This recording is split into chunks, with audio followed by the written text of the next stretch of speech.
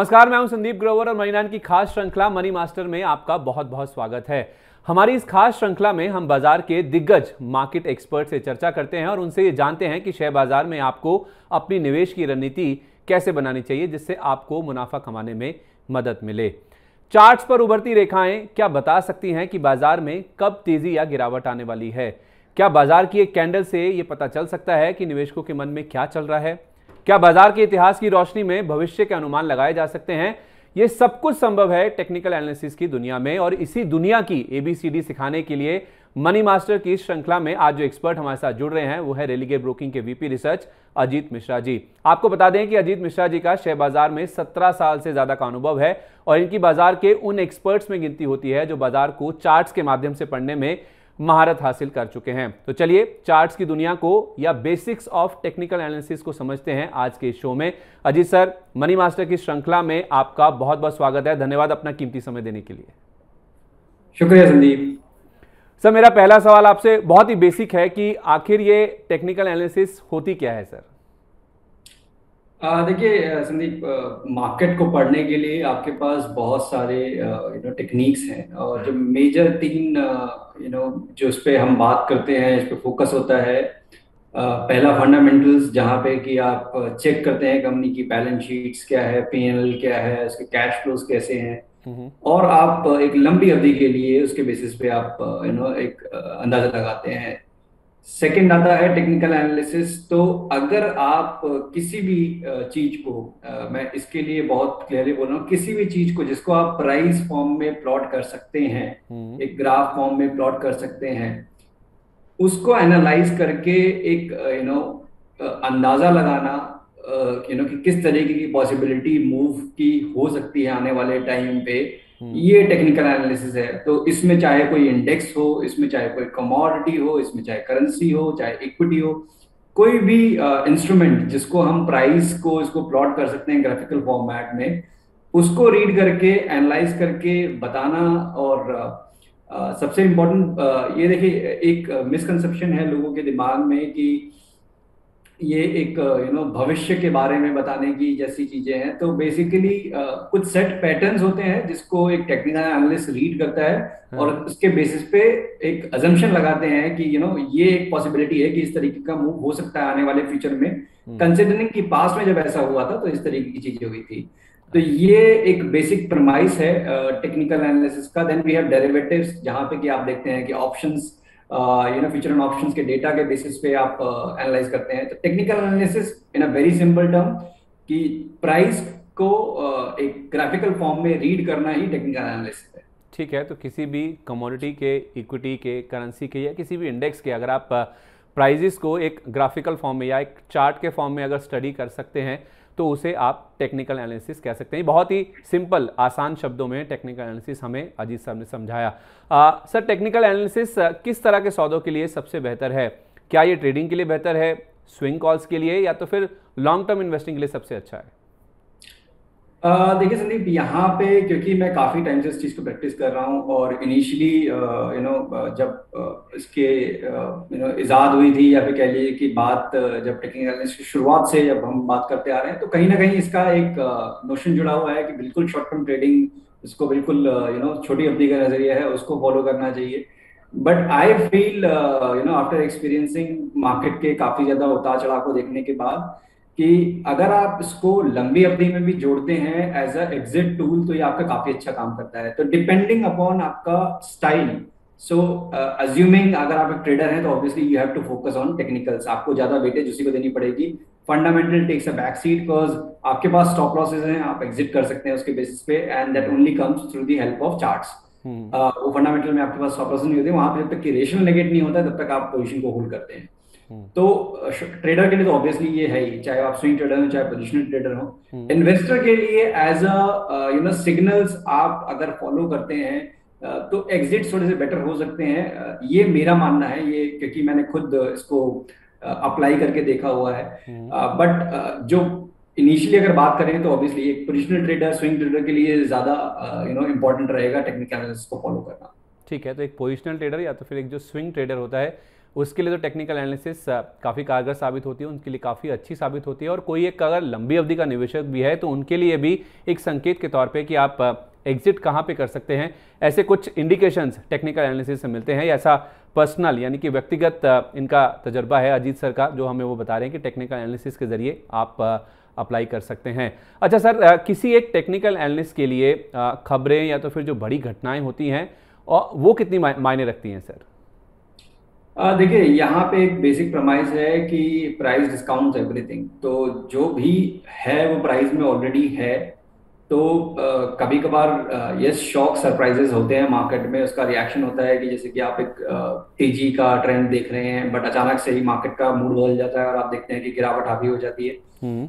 ऐसा नहीं है कि वो पूरी तरीके से प्राइस में डिस्काउंट नहीं होता है। इन अ वे आप देखेंगे कि या तो प्राइस उससे पहले डिटरेट होना शुरू हो जाएगा, जो मोमेंटम था वो डिटरेट होना शुरू हो जाएगा, एक्चुअल रिवर्सन शायद ना हो, उस टाइम तक का वेट करेगी जब न्यूज। तो एक एक रिएक्शन, नीजक रिएक्शन जरूर हो सकता है, बट डिपेंडिंग अपॉन, जैसे कि हम अगर एक ब्रॉडर इंडाइसिस की बात कर रहे हैं या फिर हम बेंचमार्क की बात कर रहे हैं, तो उनमें आप ज्यादा इंपैक्ट नहीं देखेंगे। स्टॉक स्पेसिफिक यस, उसका काफी इंपैक्ट होता है, बिकॉज अर्निंग सीजन में है हम, तो इसी टाइम पे सबसे ज्यादा कॉशन रखने की जरूरत होती है, जहाँ पे कि आप देख रहे होते हैं कि स्टॉक में काफी अच्छी मूव आ रही है और अचानक से ही result in line with the expectation नहीं आया और स्टॉक में रिएक्शन आया। तो ये कुछ एक फैक्टर जरूर होते हैं। साथ ही साथ कोई बड़ी न्यूज जैसे कि कोविड हिट हुआ या फिर ग्लोबल मेल्टडाउन हुआ, तो उसमें आपको इंडिकेशन जरूर मिलते हैं। बट हाँ, फर्स्ट हैंड पे आपको देखने पड़ते हैं, प्राइस में वो चीजें नहीं आएंगी। वो आपको जो इंडिकेटर्स होते हैं टेक्निकल एनालिसिस में, वो आपको इंडिकेशन देते हैं कि कहीं ना कहीं ट्रेंड डिटोरेट हो रहा है, जो इस साइड का भी मूव है वो डिटोरेट हो रहा है और आपको देखने की जरूरत है, और आपको थोड़ा सा कॉशन रखने की जरूरत है। बिल्कुल, खबरें काफ़ी ज़्यादा मायने रखती हैं टेक्निकल एनालिस्ट के लिए। काफ़ी सारे इंडिकेटर्स होते हैं, उन इंडिकेटर्स के बारे में अजीत सर मैं आपसे आगे समझूंगा अभी कौन से इंडिकेटर्स होते हैं जो आपको बताते हैं कि ट्रेंड रिवर्सल होने वाला है, ट्रेंड बदलने वाला है। लेकिन उससे पहले सर, ऐसा बोलते हैं कि किसी शेयर या तो फिर बाजार में बड़ी गिरावट या तेज़ी चार्ट्स पर पहले ही इंडिकेट हो जाती है, जैसे आप अभी इंडिकेट कर भी रहे थे। ये कितना हद तक सही है सर? देखिए, ये सिर्फ बहुत जो टेक्निकल एनालिस्ट को फॉलो करते हैं वो समझ पा रहे होंगे इस चीज को, जो मैं कहने वाला हूँ कि जब आप कोई भी चीज करने वाले हैं, खासतौर से मैं इंस्टीट्यूशनल इन्वेस्टर की बात कर रहा हूँ, हमारी मार्केट में उनका काफी ज्यादा प्रभाव रहता है। तो वो हमारी तरह नहीं कि एक छोटी सी क्वांटिटी उनको बाय करनी है, उनको लंबी अवधि तक एक्यूमुलेट करना पड़ता है, डिस्ट्रीब्यूट करना पड़ता है। तो जिस तरीके से टाइम लेते हैं, ड्यूरिंग द मंथ्स वो बाय करते जा रहे हैं, बाय करते जा रहे हैं, तो वो कहीं ना कहीं एक प्राइस पैटर्न फॉर्म होगा। सिमिलरली जब वो डिस्ट्रीब्यूट करते हैं, जब उनको बेचना होता है तो दे डिस्ट्रीब्यूट, वो एक गो में सेल नहीं करते, और अदरवाइज प्राइस क्रैक हो जाएंगे और उनका नुकसान काफी ज्यादा हो जाएगा। तो ये सारी चीजें आपको प्राइस में दिखती हैं कि आप कितने लेवल के चार्ट्स को फॉलो कर रहे हैं उसके बेसिस पे। ऑब्वियसली इंट्राडे और इन सब चीजों में तो आपको विपशॉस आप प्ले कर रहे हो, स्पेकुलेशन को ट्रेड कर रहे हो, बट अगर आप लंबी अवधि में देखें तो आपको बिल्कुल क्लियर अंदाजा लगता है कि किस तरीके के बिगर मूव्स आने वाले हैं मार्केट में। तो वो बिल्कुल क्लियरली आप टेक्निकल एनालिसिस को अगर सही से रीड करते हैं तो आप बता सकते हैं। ठीक है, तो अगर सही से कोई रीड करता है टेक्निकल एनालिसिस के जरिए, तो जब बाजार में या तो किसी शेयर में जो बड़ा मूव आने वाला होता है वो पहले ही चार्ट्स पे नजर आ जाता है। अच्छा सर, बहुत एक बेसिक सवाल ये है कि सपोर्ट और रेजिस्टेंस, इसको लेके मतलब आमतौर पे हम कई बार चर्चा करते हैं, ये क्या होते हैं और ये कितने महत्वपूर्ण होते हैं? देखिए संदीप जी, इसको मैं बहुत सिंपल शब्दों में समझाने वाला हूँ, मार्केट से थोड़ा सा अलग होके। सपोर्ट ये हुआ कि जैसे आपके हाथ में एक गेंद है, एक बॉल है, और जिसको आप फ्लोर पे अगर थ्रो करते हैं और वो बाउंस करती है जिस एरिया को, जिस फ्लोर पे टच करके, वो आपका सपोर्ट हो गया। और वही उस बॉल को अगर आप ऊपर रूम में बैठे हैं और उसको उछालते हैं तो सीलिंग को टच करके आता है और फिर वो नीचे आ जाता है, तो वो आपका रेजिस्टेंस हो गया। तो सीलिंग आपका रेजिस्टेंस हो गया और जो बॉल जहां से टच करके बाउंस कर रही है वो आपका सपोर्ट हो गया।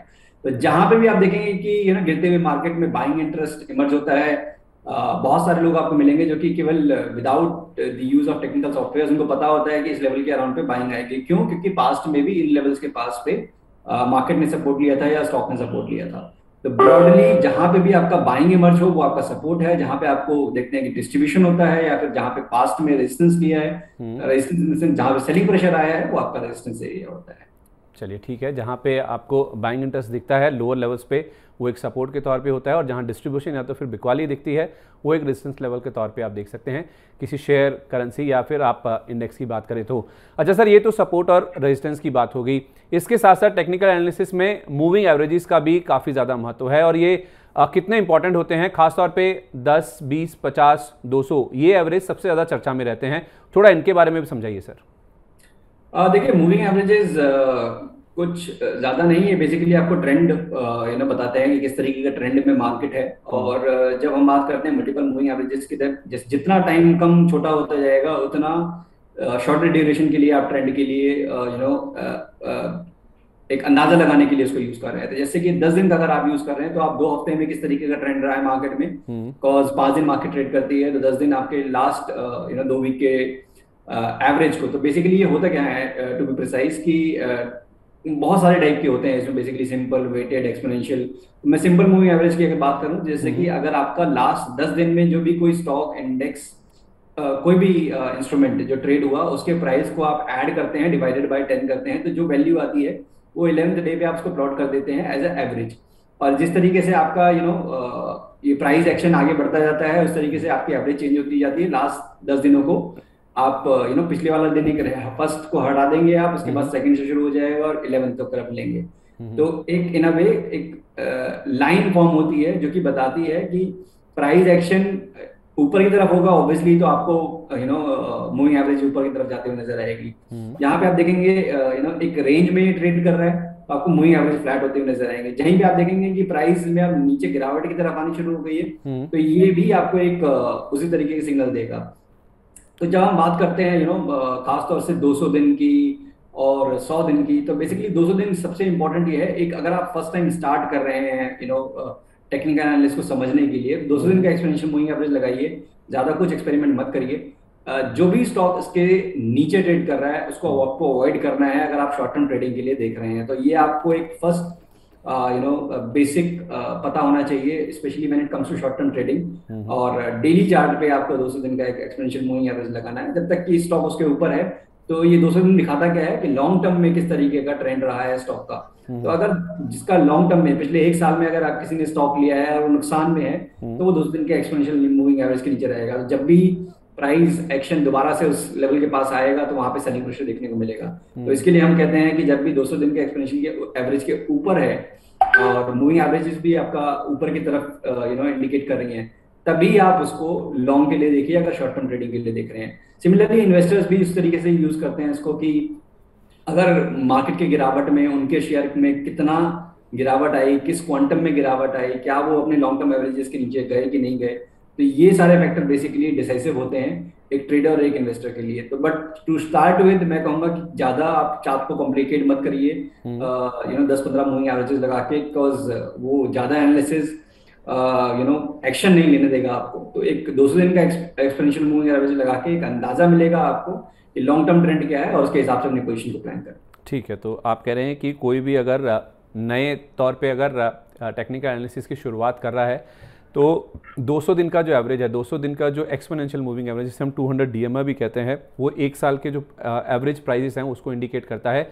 जो स्टॉक्स उस लेवल के नीचे हैं उनको आपको जनरली अवॉइड करना चाहिए अगर आप छोटी अवधि के लिए ट्रेडिंग के तौर पर शुरुआत कर रहे हैं। उनके ऊपर जो स्टॉक्स हैं उनके लिए आप देख सकते हैं कि आप ट्रेडिंग की शुरुआत उनमें कर सकते हैं। एक बड़ा इंडिकेटर है जो कि दर्शाता है कि आपको किन स्टॉक्स में ट्रेडिंग कर सकते हैं आप और किन को आपको अवॉइड करना चाहिए, ताकि आपका जो घाटा है वो कहीं ना कहीं मिनिमाइज हो जाए या तो फिर पूरी तरह से एलिमिनेट हो सके। सर, हमने सपोर्ट रेजिस्टेंस भी समझ लिए, आपने हमें जो मूविंग एवरेज हैं वो भी बता दी और खासतौर पे जो 200 DMA का इंपॉर्टेंस है वो भी हमने जान लिया। आपने बीच में डेली चार्ट्स की बात करी थी। इनफैक्ट मैं आपसे चार्ट्स को लेके एक सवाल लेना चाह रहा था कि वैसे तो सर कई तरह के चार्ट्स होते हैं जिसमें कैंडलस्टिक चार्ट पैटर्न्स होते हैं, बार चार्ट्स होते हैं, लाइन चार्ट्स होते हैं, लेकिन इनमें सर अंतर क्या होता है? ये जो तीनों तरह के चार्ट्स की मैंने बात करी, और कौन से चार्ट्स सबसे ज़्यादा उपयोगी होते हैं आपके हिसाब से? तो देखिए यहाँ पे संदीप जी बड़ा एक हाइपोथेटिकल चीज है, बिकॉज मैं कैंडलस्टिक को यूज करता हूँ और बाहर अगर आप देखेंगे तो यूएस और ज्यादातर मार्केट में जो भी ज्यादा एनालिस्ट होते हैं वो आपको बार चार्ट यूज करते हुए नजर आएंगे। लाइन चार्ट तो बेसिकली इन सिंपल वे जो भी क्लोजिंग्स होती हैं स्टॉक की, उसको भी केवल अगर आप एक डॉट डॉट करके उसको एक किसी भी ग्राफ पे प्लॉट कर लें, किसी नॉर्मल ग्राफ पे भी आप प्लॉट कर लेंगे और उसको केवल क्लोजेस को ऐड कर देंगे तो एक लाइन जो बन के आएगी वो आपका लाइन चार्ट होगा। उसमें केवल और केवल आपका क्लोज कंसिडर किया अच्छा। जाता है। But both in bar and candlestick आपका ओपन हाई लो क्लोज ये चारों ही चीज इंपॉर्टेंस रखती है। और कैंडलस्टिक का मेरा यूज करने का सबसे बड़ा इंपॉर्टेंट रीजन ये है क्योंकि यहाँ पे आपको ना केवल ओवरऑल चार्ट पैटर्न की जरूरत नहीं है, आपको शॉर्टर ड्यूरेशन पे एक कैंडल, दो कैंडल या फिर 5 कैंडल, 10 कैंडल का एक कॉम्बिनेशन देख के भी आप एक अंदाजा लगा सकते हैं कि किस तरीके का ट्रेंड होने वाला है, जब तक कि एक ब्रॉडर ट्रेंड इमर्ज नहीं हुआ हो। तो कैंडलस्टिक आपको एक साइड में अब मैं कह सकता हूं इस तरीके से कि एक अंदाजा देता है कि जब तक कि कोई एक ट्रेंड नहीं है, जब तक कि कोई एक क्लियर पैटर्न नहीं है, कोई मेजर कोई सिग्नल नहीं है, तब तक आप इसको भी फॉलो करके ट्रेडिंग कर सकते हैं। तो कैंडलस्टिक में जैसे मैंने बताया कि ओपन हाई लो क्लोज ये चारों ही चीजें इंपॉर्टेंट होती हैं। और ऑब्वियसली कलर्स इट डिपेंड्स कि आप किस तरीके से आप उसमें उसको प्लान करते हैं चार्ट को। तो ग्रीन जो आप देखते होंगे कहीं पे भी, अगर वेबसाइट पे आप चेक कर रहे हैं या फिर सॉफ्टवेयर में चेक कर रहे हैं, तो ग्रीन कैंडल्स मीन्स कि स्टॉक नीचे खुला और पॉजिटिव बंद हुआ, और वहीं पे रेड कैंडल मीन्स कि स्टॉक ऊपर खुला था ड्यूरिंग द डे और लास्ट में एंड में नेगेटिव पे बंद हुआ। तो इनके बहुत सारे कॉम्बिनेशंस होते हैं जिनको यूज करके आप एक एनालाइज कर सकते हैं इन अ शॉर्टर ड्यूरेशन ऑल्सो कि बिल्कुल एक दिन में या 2 दिन में किस तरीके का मूव होने वाला है मार्केट में। ठीक है, तो कैंडलस्टिक चार्ट पैटर्न्स जो कि भारत में ज़्यादातर, और अजीत सर भी जैसे कह रहे हैं कि वो इस्तेमाल करते हैं, जो बार चार्ट्स हैं वो यूएस में इस्तेमाल होते हैं, और जो लाइन चार्ट होते हैं वो केवल जो क्लोजिंग भाव होते हैं उनकी अगर आप जोड़ दें उनको तो जो लाइन बनती है उसको लाइन चार्ट कहते हैं। लेकिन ये जो कैंडलस्टिक्स और जो बार चार्ट्स होते हैं उसमें ओपन हाई लो क्लोज ये चारों चीज़ें आपको दिखाई देती हैं, और ये बहुत इंपॉर्टेंट होती हैं टेक्निकल एनालिसिस के लिहाज से, जैसा हमें अजीत सर समझा रहे हैं।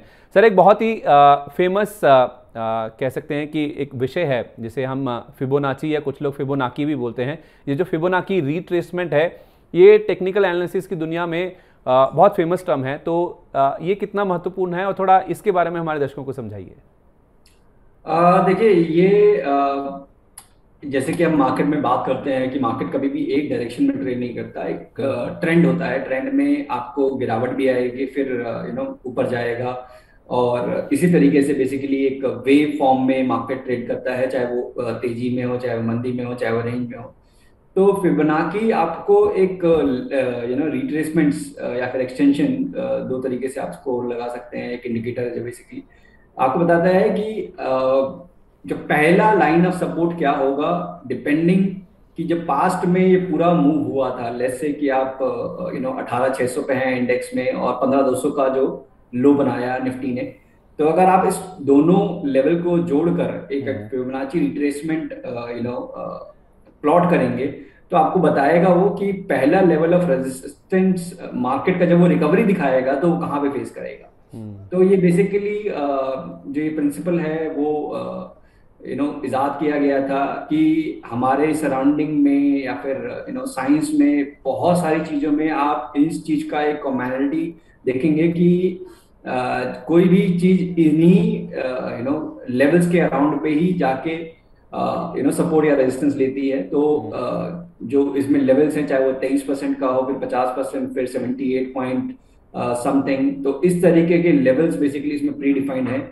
तो जब भी रिकवरी आएगी या फिर जब भी स्टॉक गिर रहा है तो कहाँ पे सपोर्ट ले सकता है, तो उसको हम आइडेंटिफाई करने के लिए इस टूल का यूज करते हैं कि शायद फर्स्ट लाइन ऑफ डिफेंस ये होगा, 23% पे जाके रुकेगा या 50% पे।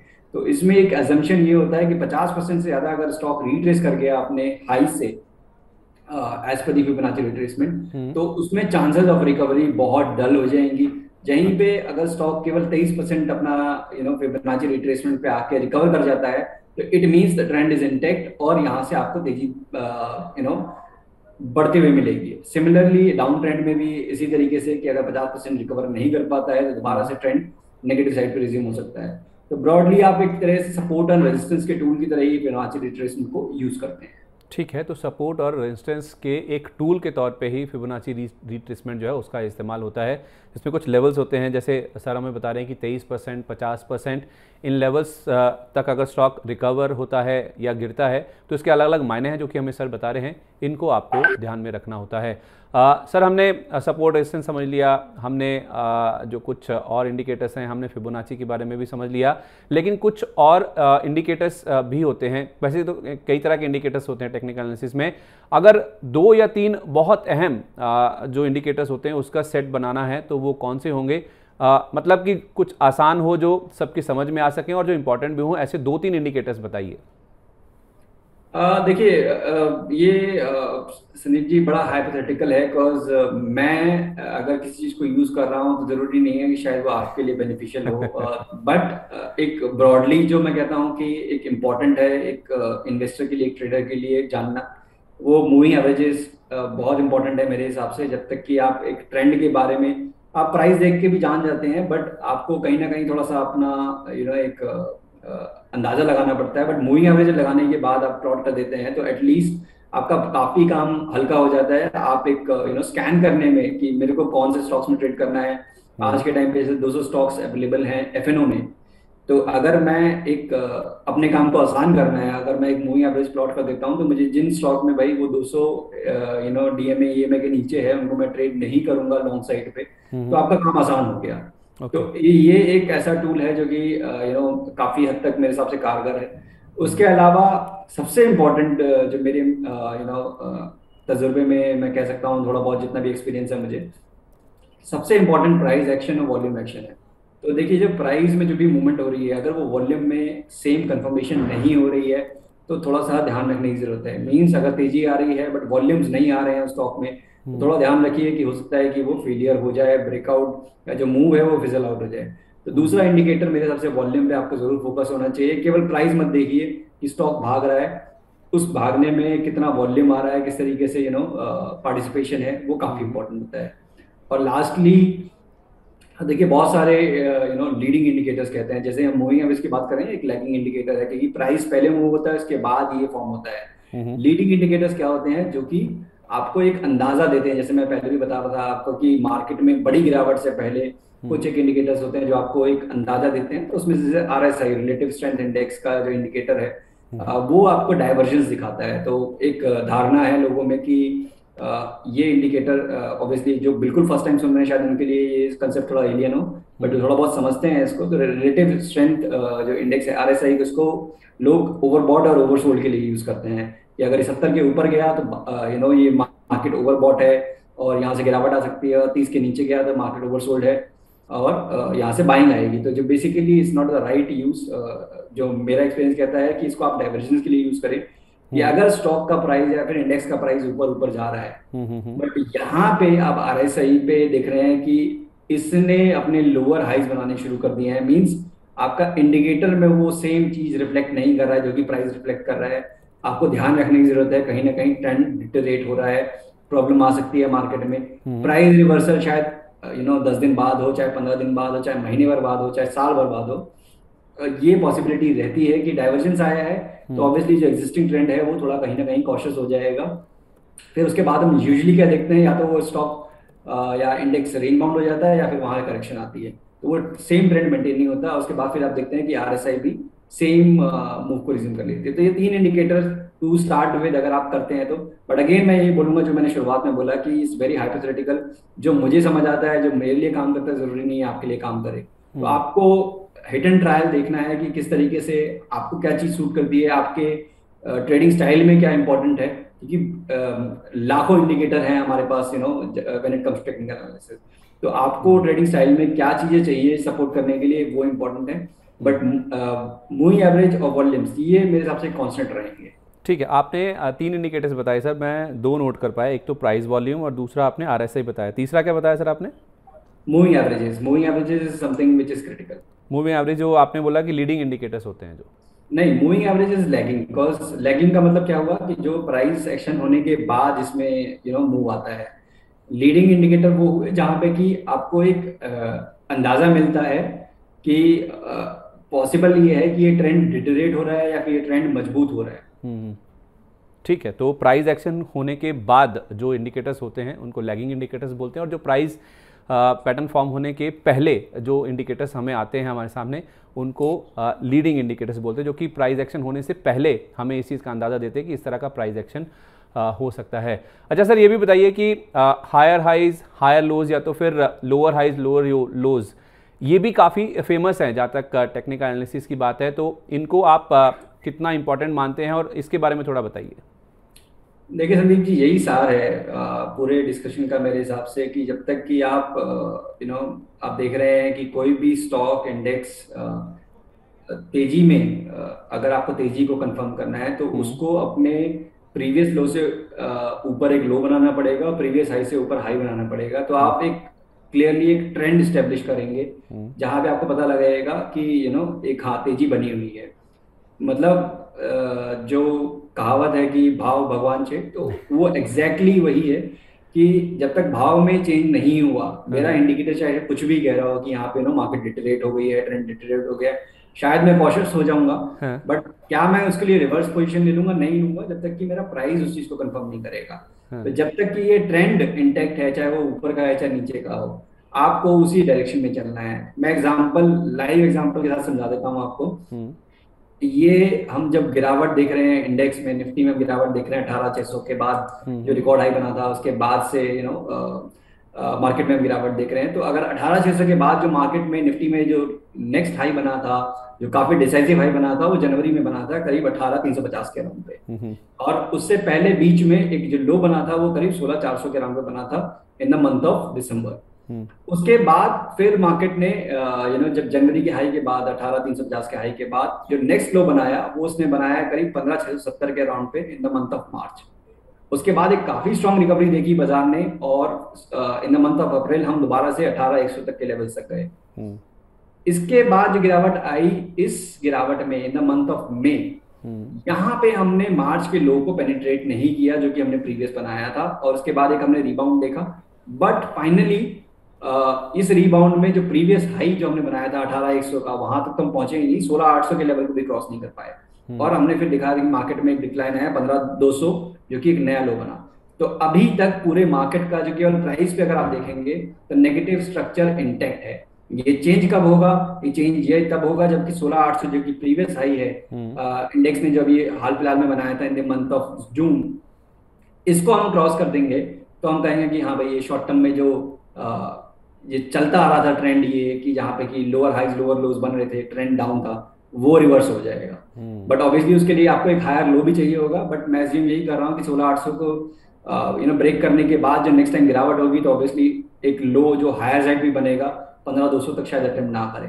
तो ये एक simple way of analysing price action यही होता है कि जहाँ पे आप इन चीजों को ध्यान रखें, बेसिक चीजों को ध्यान रखें, ज्यादा कॉम्प्लिकेट ना करें इंडिकेटर्स, उसके साथ प्राइस एक्शन पे बेसिकली आपका फोकस होना चाहिए। ठीक है, प्राइस एक्शन पे ज़्यादा फोकस रखें, ज़्यादा इंडिकेटर्स से कंफ्यूज ना करें। लेकिन हाँ, ये जो हायर हाइज और लोअर हाइज लोअर लोज ये जो हैं, ये काफ़ी इंपॉर्टेंट होते हैं किसी भी स्टॉक के लिए या किसी भी इंडेक्स के लिए। और इसी से ही सर कहीं ना कहीं ये जो ट्रेंड लाइंस हैं जो कि टेक्निकल एनालिसिस में काफ़ी इंपॉर्टेंट होती है, उनकी भी शुरुआत होती है। तो टेक्निकल एनालिसिस की जो ABCD है वो ट्रेंड लाइन से कहीं ना कहीं शुरू होती है। सही ट्रेंड लाइन क्या उसी को मानते हैं जहां पर स्टॉक या कोई भी इंडेक्स या करेंसी या कमोडिटी मैक्सिमम टाइम आकर बाउंस करता है या तो फिर वहां से गिरता है? बिल्कुल सही। देखिए, इससे अच्छी डेफिनेशन नहीं हो सकती है, बिकॉज जहां पे भी आप देखते हैं कि एक प्राइस में गिरावट के टाइम पे या फिर एक जब ऊपर जा रहा है उस टाइम पे, कहीं पे भी जहां पे भी मल्टीपल टाइम वो आके तो देखिए मूविंग एवरेज तो जैसे हमने बताया ना कि एक लाइन फॉर्मेट में होती है, बट जरूरी नहीं है प्राइस उसी तरीके से एकदम वर्टिकली ट्रेड करे। तो उसके लिए एक सपोर्ट रेजिस्टेंस के लिए आपके पास एक एडिशनल टूल है जिसको हम ट्रेंड लाइन बोलते हैं, जहां पे कि आपको एक हर तरीके का एक वेरिएशन मिल जाता है कि आप 45 डिग्री पे देख रहे हैं प्राइस को चढ़ते हुए, या 80 डिग्री पे या 90 डिग्री पे। तो जो फर्स्ट लाइन ऑफ डिफेंस है, आपको कोई मूविंग एवरेज में जो सपोर्ट आएगा वो बहुत नीचे का आएगा अगर प्राइस ने एक्शन बहुत शार्प दिखाया है तो उसके लिए आपका ट्रेंड लाइन एक अच्छा सपोर्ट एक स्टॉप लॉस आइडेंटिफाई करने के लिए अच्छा टूल हो जाता है कि जब एक लेट्स से कि ऑलमोस्ट वर्टिकल राइज हुआ है फ्रॉम 50 to 100, तो अगर मूविंग एवरेज की बात करें तो वो बहुत ग्रेजुअली उस चीज को एक्सेप्ट करेगा। वो उसका स्टॉप लॉस अभी भी शायद 80 के अराउंड पे आके बनेगा अगर आप मूविंग एवरेज के बेसिस पे स्टॉप लॉस लगा रहे हैं। तो उसको रिमूव करने के लिए उस चैलेंज को हम एक ट्रेंड लाइन अगर ड्रॉ करते हैं तो वो एक दिखाएगा कि 90 के एंगल पे बेसिकली ये प्राइस राइज हुआ है।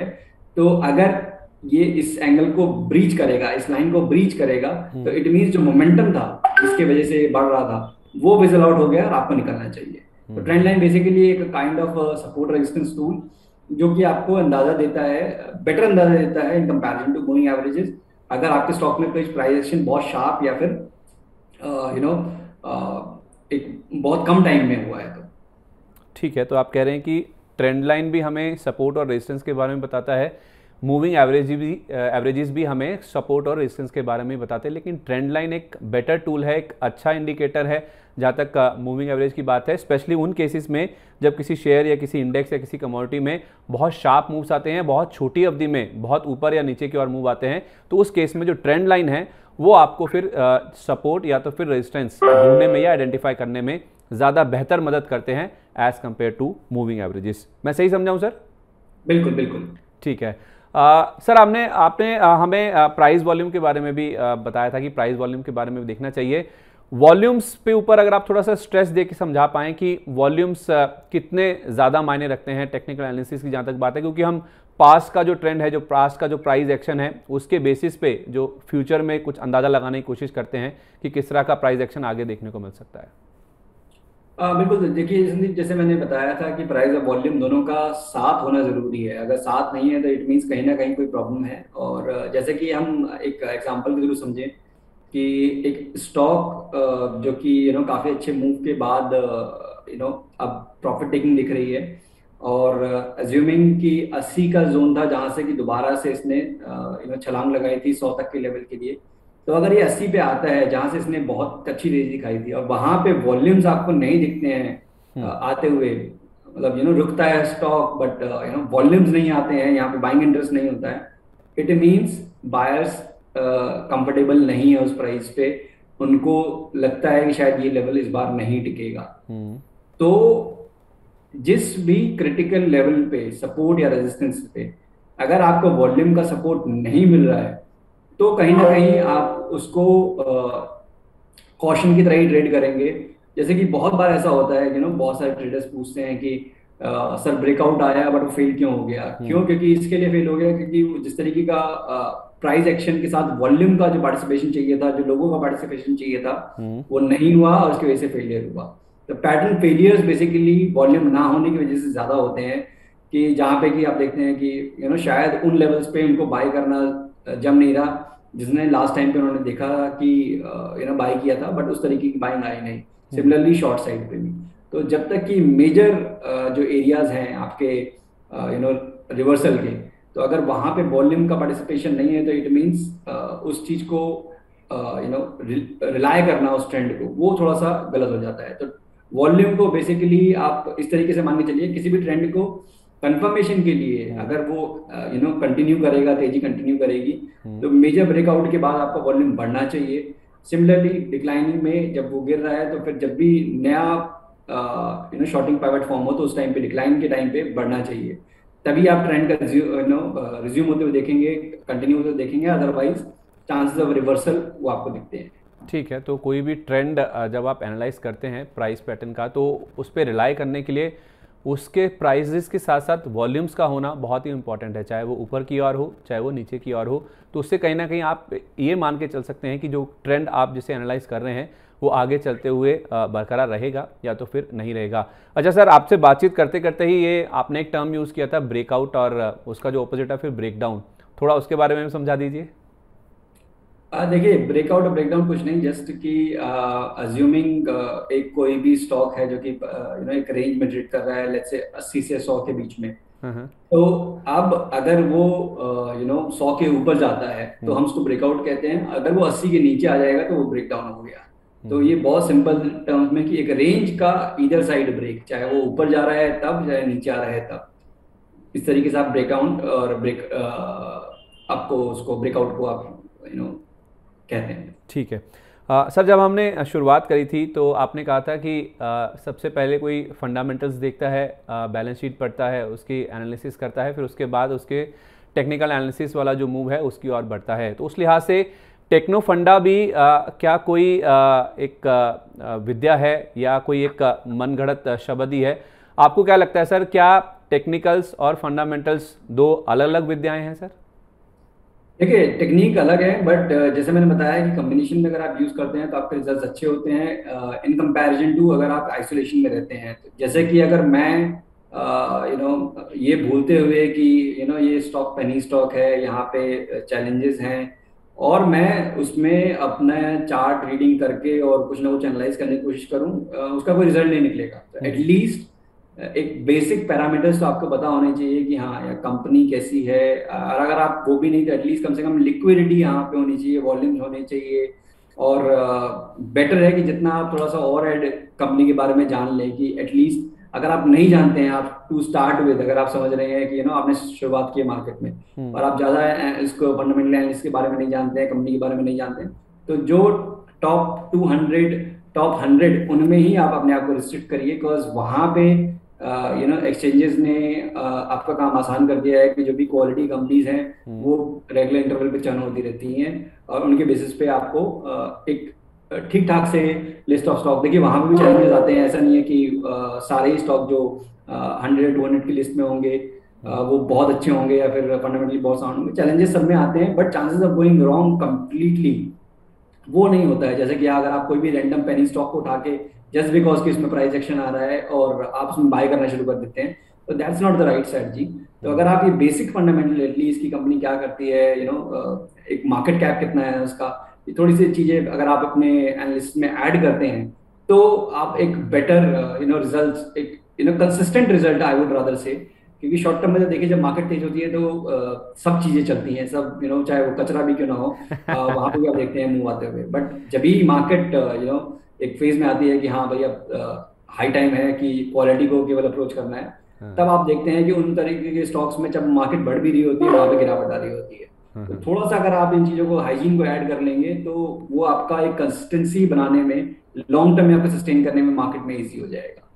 दोनों चीज़ें इंपॉर्टेंट है। हाइजीन की जहाँ तक बात है, अच्छे स्टॉक्स को आइडेंटिफाई करने के लिए अगर आप ज़्यादा फंडामेंटल्स के ऊपर तवज्जो नहीं भी देते हैं तो कम से कम आप टॉप 100 या टॉप 200 जो कंपनीज हैं, क्योंकि वो फंडामेंटली अच्छी मानी जाती हैं, एक क्राइटेरिया सेट होता है, एक समय समय के बाद उसमें चेंजेस होते रहते हैं, इंडेक्स में सेमी एनुअल हो या तो फिर क्वार्टरली हो, वो चेंजेस होते रहते हैं, तो उस लिहाज से वो अच्छी कंपनियां होती हैं। तो फंडामेंटल्स का भी अपना एक अलग इंपॉर्टेंस है, और दोनों चीज़ों को आप साथ में लेके चलें तो ज़्यादा बेहतर होगा। जो रिजल्ट्स आएंगे, जो रिटर्न्स आपके बनेंगे, वो शायद बेहतर साइड पे हो सकते हैं अगर आप टेक्निकल्स को और फंडामेंटल्स को एक साथ लेके चलते हैं। तो सर, हमने काफ़ी सारे इंडिकेटर्स की बात करी है, जिसमें आपने हमें RSI की बात करी, कुछ और भी मूविंग एवरेज हमें समझाए, लेकिन बहुत सारे ऐसे टर्म्स होते हैं जिसमें इचिमोकू, बॉलिंजर बैंड, MACD, ये थोड़ा इनके बारे में भी हमारे दर्शकों को बताइए कि ये क्या होते हैं, कितने महत्वपूर्ण होते हैं ये। देखिए संदीप, जैसे मैं बता रहा था कि टू स्टार्ट विद, जब मैंने शुरुआत की थी तो मैं भी बहुत एक्सपेरिमेंट करता था बहुत सारे इंडिकेटर्स के, चाहे वो बॉलिंजर बैंड, चाहे इकोमोची चार्ट हो, चाहे वो MACD हो। आपको इंडिकेटर से ज्यादा आपको ये चीज कंफर्म होनी चाहिए कि आपका टाइम होराइजन क्या है, आप डे ट्रेडर हैं, आप एक पोजिशनल ट्रेडर हैं, उसके हिसाब से आप सेलेक्ट करेंगे। तो देखिए जैसे जस्ट फॉर द एग्जांपल से कि जैसे बॉलिंजर बैंड उनके लिए हेल्पफुल है जो कि ढूंढते हैं कॉन्ट्रैक्शन, मींस जहां पे कि कंजेशन हुआ है प्राइस में, और उसके बाद फिर एक स्पर्ट, इधर साइड एक स्पर्ट देखने की पॉसिबिलिटी है। तो बॉलिंजर बैंड जब भी आप कंप्रेस हो जाएगा, एक बेसिकली बैंड होता है जो कि प्राइस एक्शन के दोनों साइड पे आपको दो लाइनें नजर आएंगी और एक मिडिल लाइन नजर आएगी जो कि स्टैंडर्ड डेविएशन को इंडिकेट करता है। तो जब भी ये बैंड नैरो होता है, तो कुछ लोग इसको एक ट्रेडिंग टेक्निक की तरह भी यूज करते हैं कि जब भी वो बैंड कंप्रेस हो जाएगा उसके बाद इधर साइड जो मूव आएगा वो काफी शार्प होगा। तो वॉलेटिलिटी को बेसिकली आप ट्रेड करते हैं using the Bollinger band. Similarly इकोमोची चार्ट्स जो होते हैं वो आपको सपोर्ट और रेजिस्टेंस बताते हैं कि ये जोन जो है वो रेजिस्टेंस का जोन है अगर प्राइस के ऊपर है, और उसके नीचे है, और अगर similarly vice versa in the case of support. और MACD इज लाइक सेम, जो मैंने बताया कि मूविंग एवरेजेस के कन्वर्जन डाइवर्जेंस के बारे में बताता है, but it's more important like rather knowing multiple आपको जो इंडिकेटर्स, आपको पहले अपने ट्रेडिंग स्टाइल को डिफाइन करना पड़ेगा और उसके हिसाब से फिर आप चूज करेंगे, आप सर्च करेंगे कि भाई मैं पोजीशन ट्रेडिंग में हेल्प करने वाला इंडिकेटर कौन सा है, फिर आप उस इंडिकेटर के बारे में पढ़ेंगे, आपको जमता है वो कि भाई हाँ ये मेरे को हेल्प कर रहा है मेरे चीजों को ईज करने में। बाकी तो देखिए मेन तो प्राइस एक्शन और वॉल्यूम ही है, ये सारी चीजें आपको कंफर्मेशन के लिए यूज होती है, चाहे चाहे मैं एमएससीडी की बात करूं, चाहे मैं आरएसआई की बात करूं, ये केवल और केवल आपको कंफर्म करते हैं कि ट्रेंड में आपको बने रहना है या नहीं बने रहना है।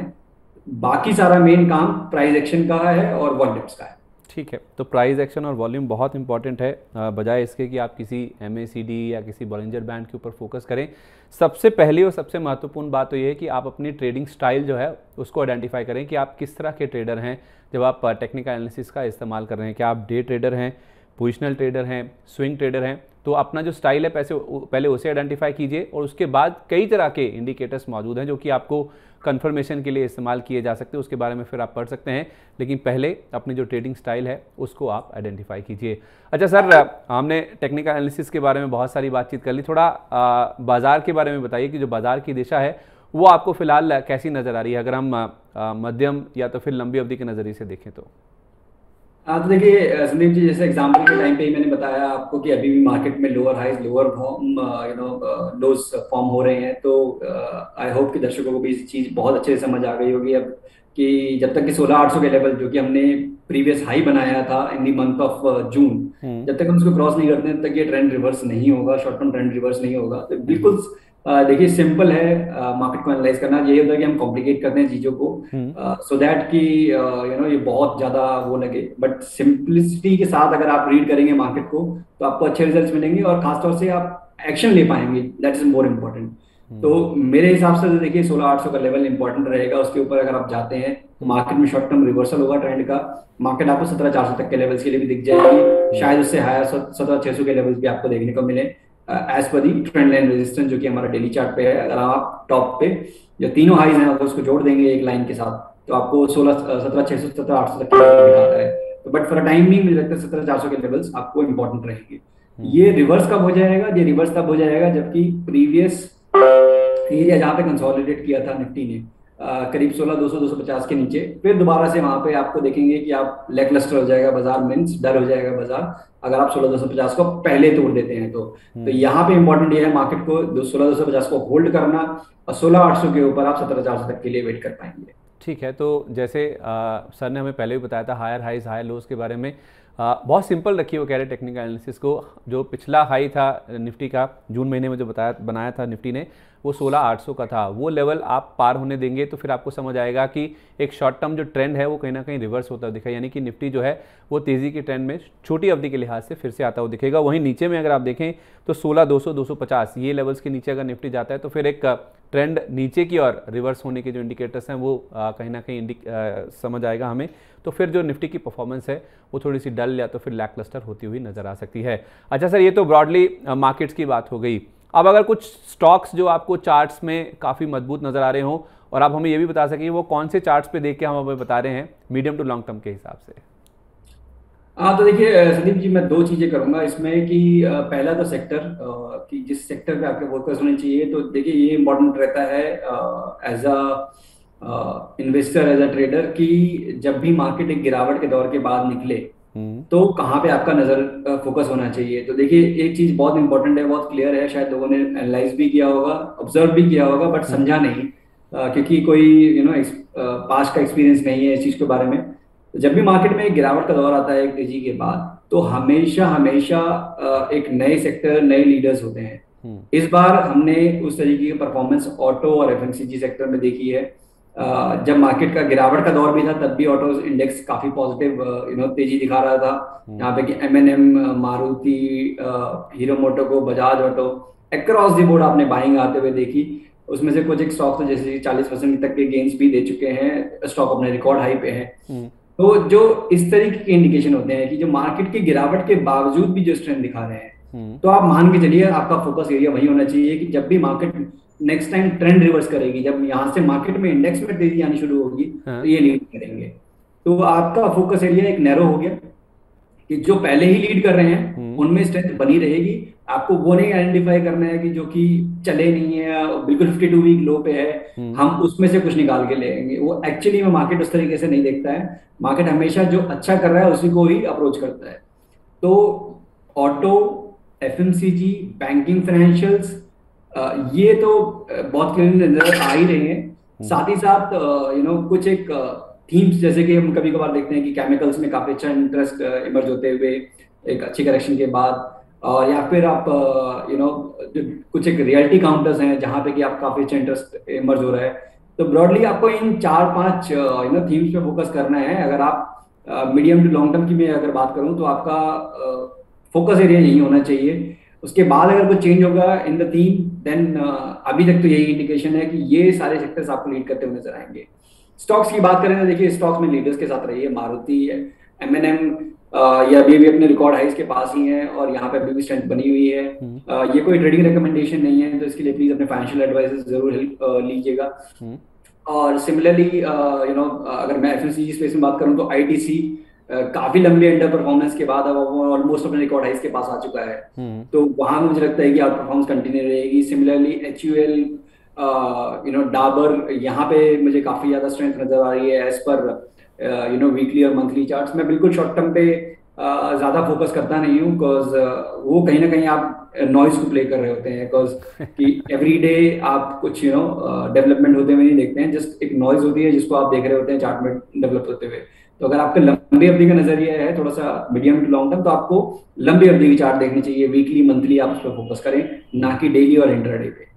ठीक है, तो वीकली और मंथली चार्ट्स पे आप फोकस करें। अगर आप मीडियम टू लॉन्गर टर्म का नज़रिया बाजार पे लेके चल रहे हैं, कुछ सेक्टर्स पहले आइडेंटिफाई कीजिए। इसमें हमें ऑटो की बात बताई गई, एफएमसीजी, बैंकिंग, केमिकल्स, रियलिटी, कुछ ऐसे सेक्टर्स हैं जो कि काफ़ी अच्छे परफॉर्म किए हैं। कुछ ऐसे स्टॉक्स भी आइडेंटिफाई आपको करने चाहिए जो कि खराब बाजार में भी, कमज़ोर बाजार में भी, जिन्होंने अपनी लीडरशिप पोजीशन इंटैक्ट करी है। जब इंडेक्स में फिर बाद में तेज़ी आएगी, यही स्टॉक्स हैं जो शायद लीड करते हुए दिखेंगे। और उसमें कुछ नाम हमें बताए भी हैं अजीत सर ने, जिसमें M&M है, मारुति, ITC, HUL, डाबर, ये कुछ ऐसे स्टॉक्स हैं जो कि काफ़ी मजबूत नज़र आ रहे हैं लॉन्गर टर्म के लिए, यानी कि वीकली और मंथली चार्ट के लिहाज से। अजीत सर, आपका बहुत बहुत धन्यवाद। आज ये जो खास श्रृंखला है हमारी मनी मास्टर, उसमें आज हमारे साथ जुड़ने के लिए और हमारे दर्शकों को बहुत ही आसान तरीके से टेक्निकल एनालिसिस के बारे में समझाने के लिए। शुक्रिया संदीप। तो हमें पूरी उम्मीद है कि हमारी ये जो खास पेशकश है उससे दर्शकों को उनकी जो समझ है और सहज बनाने में हमारी जो श्रृंखला है मनी मास्टर, उससे उनको काफ़ी ज़्यादा मदद मिली होगी। और आज के लिए बस इतना ही। एक और एक्सपर्ट के साथ आपसे फिर मुलाकात होगी मनी मास्टर के अगले एपिसोड में। तब तक आप देखते रहिए मनी 9। नमस्कार।